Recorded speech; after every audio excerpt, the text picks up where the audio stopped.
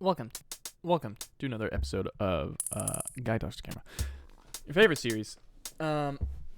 Today, I would like to review this anime that I have recently finished called Blast of Tempest, or Zetsuen no Tempest, or Civilization Blaster.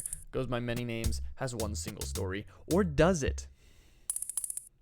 Yeah. No, it really doesn't. And I can show you why. Look at this line here, right on the Wikipedia page. Several dialogues and plot elements in Zetsuen no Tempest pay homage to two works of William Shakespeare. Two of them, not one. Hamlet and The Tempest, which are two stories about retribution, albeit with completely opposing outcomes. So if you haven't read these Shakespeare plays, first off, how did you avoid them in, like, American high school? I guess if you're not American, then that would be how. Second off, they're about retribution, as the Wikipedia says. And the thing about this show is it not only quotes them all the time, but it also, like, tries to follow them without exactly following them. You know, I once was told by an English teacher in high school, you need to know the ending to the story of a Shakespeare play in order to fully appreciate said Shakespeare play. Which, I get it, probably, you know. Nowadays it'd be considered spoilers, and you wouldn't want that to happen, especially with a show like this. So, when I tell you, this show did a masterful job of following these plays while also never giving away a spoiler, and also keeping you on the edge the whole time. So, I'm starting this right now. I like this show. This show was a very good, worthwhile watch. And if you're ever looking for, like, a mystery, action, magic type fantasy anime, dude, definitely check this out. If you haven't already, this is from, 2012, I think? Yeah. 12 episode anime, aired from 2012 to 2013. So I'm a little bit delayed to the game.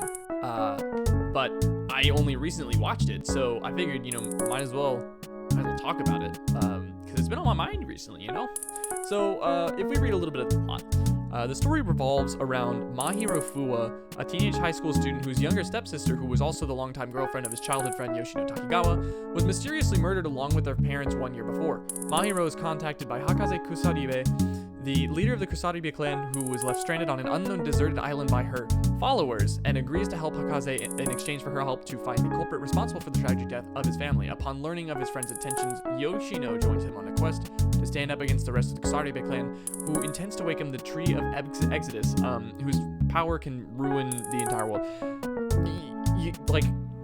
If that wasn't roller coaster enough, this show just takes you and just drags you behind a horse-drawn chariot, and you're just liking it the whole time. It's crazy. So, obviously, we open, right?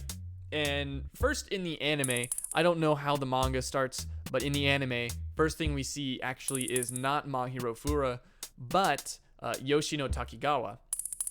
And he ends up visiting this stepsister's grave, Aika, who died a year before. This was a secret relationship. You find out very quickly that Yoshino and this girl, Aika, were both seeing each other behind Aika's brother's back, because you also find out very quickly that Mahiro has a little bit of a stepsister complex, which is very common in anime, especially around this time for some reason. So, there's obviously that love triangle going on there, except she's dead. So it's like, I don't know. I think that's probably the one part that made me most like, is this really where we're going with this? But I digress. So if we take a look at the characters, we have a very, very good looking set of characters on this screen right now. Got a couple good designs. Got your common tropes, Yoshino and Mahiro, obviously main characters. Hakaze also. And might I add, Hakaze for her opening, you only see her just like half naked on a deserted island.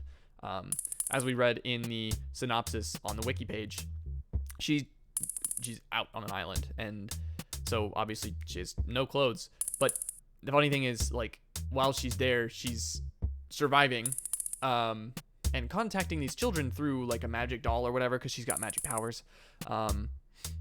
And she's like always commenting, "Oh, I did this in my underwear. How does that make you feel, Samon?" Samon, red hair man right here, happens to be the one who put her on that island in the first place. So, moving on. Let's check out Yoshino. He is, main character number 1. And we go to My Hero, main character number 2. You know, I enjoyed their, like, clashes as well as their friendship. Like, they're childhood friends, but at the same time, they're, like, hostile towards each other.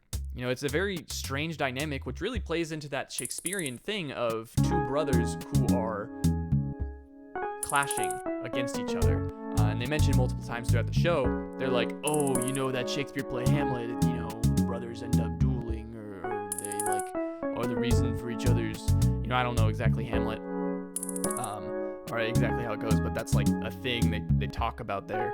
And then Hakaze, of course, is just mainly, she's there to be badass, don't get me wrong, but a lot of her character development, or not even character development, her screen time was kind of fan service, which, like, again, 2012 anime, can't have depth without plot. Going back to these characters, they like, their dynamic is strange throughout the whole show. Remember how I said these two brothers are clashing? The two childhood friends are always aggressive towards each other. It just happens to be that way with every single one of these people. You know, the reason I'm kind of being vague about this is I don't want to spoil anything in case you haven't seen it yet. So I'm going to try and be as vague as possible without, you know, I'm not going to reveal big plot points, but I'm also going to try and talk about the things I liked about the show. And one of these things I liked about the show, wow, I'm straight, like, this is probably copyrighted material because this is a straight YouTube video playing on the wiki page. They should really stop that. Dang. So that's going to probably get demonetized immediately. Whatever. So, character interactions, they're very, very interesting. Like I said, they're aggressive towards each other, and you really never know who's on whose team. You know, it's always something different. Pretty much every episode, like, alliances can change, just like that. With that being said, I'm gonna move on to a little bit of the main, like, idea behind the anime. So after Yoshino is at the grave, he gets contacted by Evangeline Yamamoto. Actually, not even contacted. She just shows up with a gun and starts shooting at him. He hasn't seen Mahiro for several months now, and she starts asking for Mahiro, saying, you know, you're his best friend and you're visiting his sister's grave. Why are you, you know, visiting her? And he doesn't want to admit that he was her boyfriend. He doesn't admit that to anybody. In fact, I'm quite certain that for the majority of the anime, he was still convinced that he was still dating her, even though she was dead. He would always look at previous text messages and previous pictures that she sent to him, and it just got a little weird. Like I said, that's probably the one thing that made me a little bit all about, you know, the character development and all that. Not to mention the fact that so much of the plot happened because of this dead girl. Like, she wasn't around, but every single opening sequence, ending sequence, and, like, flashback, there's something about her in every episode that you see, and it's like, why is she so important? And that is honestly the question I kept asking myself the whole time I watched this thing. And not only that, but every episode raised more questions.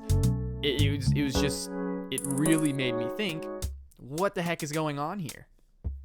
So if that doesn't already pique your interest, then maybe this next part will. You know, if you ever wanted to see Shakespeare with anime magic, then this is it. I mean, like I said, this story revolves around, like, these ideals of Shakespearean plays.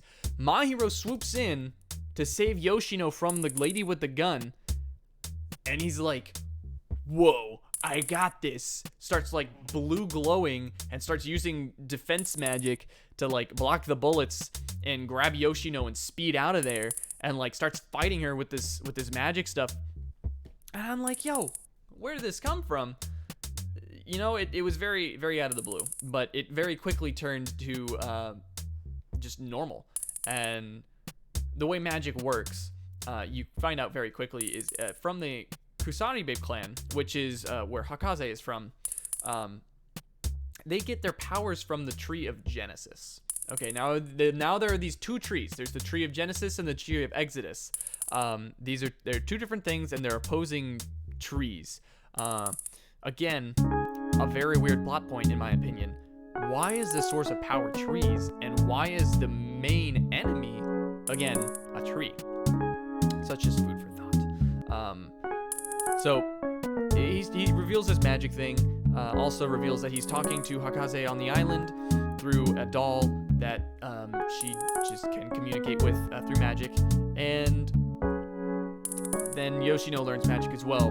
They have to use these talismans, which just, you know, basically like jewelry or chains or whatever that she left behind and imbued with her own magic power. That way, they're able to call upon that magic power and use it for themselves, because these two aren't actually a part of the Kusaribe clan, meaning they can't use the magic of the clan, but they find other ways, which I think is pretty cool. You know, these two main characters don't have any inherent magic power, but they find a way to use it. And not only that, but they have a limited use of it, because every time they use a talisman, it slowly degrades. So eventually, their talisman breaks, and they can't use magic from that anymore, so they have to go find a new one, you know? So it's a very limited way for them to have power, but it's still there.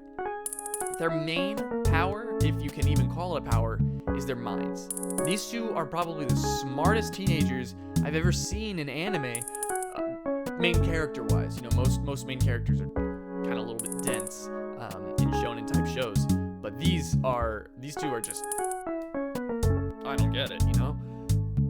And I'm just gonna say it now. Like 4 episodes spent on a hill. Just dialogue. Like, and it's all making you think the whole time.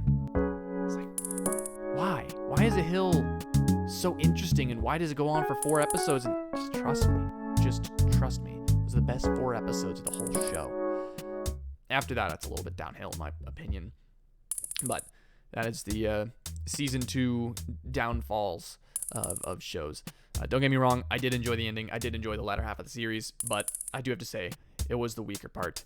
That being said, like as a whole, the series is definitely worth a watch.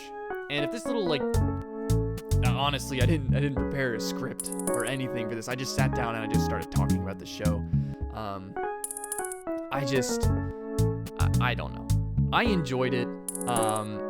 And I just wanted to talk a little bit about it. So this is just kind of like my train of thought, kind of word vomiting at you about the show, hoping, you know, in an effort to get you to watch it. Because like the only reason I saw it is because my roommate was like, "Hey, I saw this on Netflix. I heard, you know, out of the blue somewhere that it was good. So, you know, try and watch it." And we did. And it works out. Like it's a good show. I enjoyed the watch. It was worth the time. 24 episodes. It could have been more, honestly, and I would have watched it. But yeah. So if you did enjoy the kind of word vomiting about the show, and if you have seen the show and want to talk about it, then go ahead and leave a comment. Yeah.